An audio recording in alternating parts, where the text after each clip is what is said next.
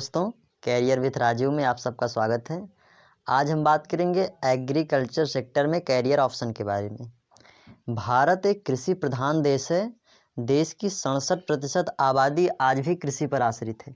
लेकिन इसका एक दूसरा पहलू यह भी है कि कृषि क्षेत्र का योगदान जीडीपी में मात्र 17% है।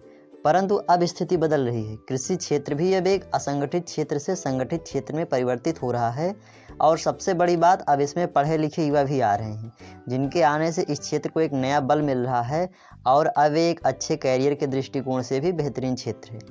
भारत के कई सारे सरकारी एवं प्राइवेट संस्थान कृषि से संबंधित संपूर्ण शिक्षा प्रदान करते हैं, जिनमें सर्टिफिकेट, डिप्लोमा, डिग्री के कई कोर्स हैं, जिन्हें करके इस क्षेत्र में एक अच्छा कैरियर बनाया जा सकता है। अगर बात करें कहाँ कहाँ मौके हैं, तो कृषि क्षेत्र में स्नातक एवं उच्च शिक्षित युवा के लिए मौक़ों की कमी नहीं है। भारत की कृषि संबंधित सबसे बड़ी संस्था ICAR यानी Indian council of agricultural research के ही देश भर में 43 research institute, 4 national research bureau, 20 national research centre, 109 कृषि विज्ञान केंद्र हैं। इसके अलावा प्राइवेट सेक्टर एवं सरकारी गैर सरकारी बैंकों में भी शिक्षित युवाओं के लिए बेशुमार अवसर हैं। साथ ही अपना खुद का व्यवसाय भी शुरू कर सकते हैं। बहुत सारे युवा आधुनिक तकनीक की मदद से जैविक खेती के जरिए भी एक सार्थक परिवर्तन ला रहे हैं एवं कई लोगों को रोजगार भी दे रहे हैं। अगर बात करें इसके लिए आवश्यक योग्यता क्या चाहिए, तो इस क्षेत्र में जाने के लिए आपको विज्ञान वर्ग से 12वीं उत्तीर्ण होना आवश्यक है। वहीं कुछ संस्थान ऐसे भी हैं जो कॉमर्स और आर्ट्स वर्ग के छात्रों को भी मौका देते हैं। कोर्सेस, इसके कुछ सर्टिफिकेट कोर्सेज इस प्रकार हैं: certificate in bio fertiliser production, certificate in commercial flower production, certificate in home gardening, certificate in organic farming, certificate in food safety. अगर बात करें डिप्लोमा कोर्सेज की, तो उसमें है diploma in agriculture, diploma in farm management, diploma in vegetable production, diploma in fodder and feed technology.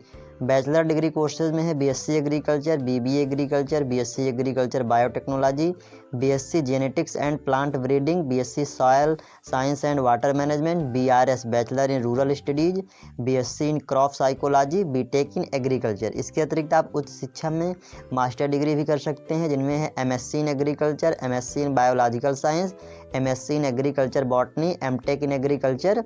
साथ ही साथ सभी स्पेशलाइजेशन में MBA। और अधिक उच्च शिक्षा क्षेत्र में जाने के लिए अगर आप रिसर्च में जाना चाहते हैं, तो PhD in agriculture, PhD in agriculture biotechnology और PhD इन एग्रीकल्चर एंटोमोलॉजी है।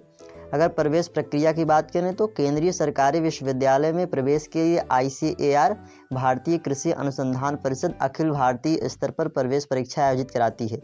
वहीं कुछ राज्य अपने यहाँ ज्वाइंट एंट्रेंस एग्जाम JET भी आयोजित करते हैं। निजी संस्थान एंट्रेंस एग्जाम के जरिए दाखिला देते हैं। वहीं कुछ संस्थान ऐसे भी हैं जो 12वीं के अंक के आधार पर दाखिला देते हैं। कोर्स समय अवधि की बात करें, तो सर्टिफिकेट कोर्स 6 माह से लेकर 2 साल तक के होते हैं, डिप्लोमा कोर्स 2 से 3 साल तक के, वहीं बैचलर कोर्स 3 से 4 साल तक के हैं। फीस कोर्स एवं संस्थान के हिसाब से अलग अलग है। प्राइवेट संस्थानों की ज़्यादा है, लगभग 50,000 से 1 लाख तक। वहीं सरकारी कॉलेजों की फीस 10 से 20,000 तक है।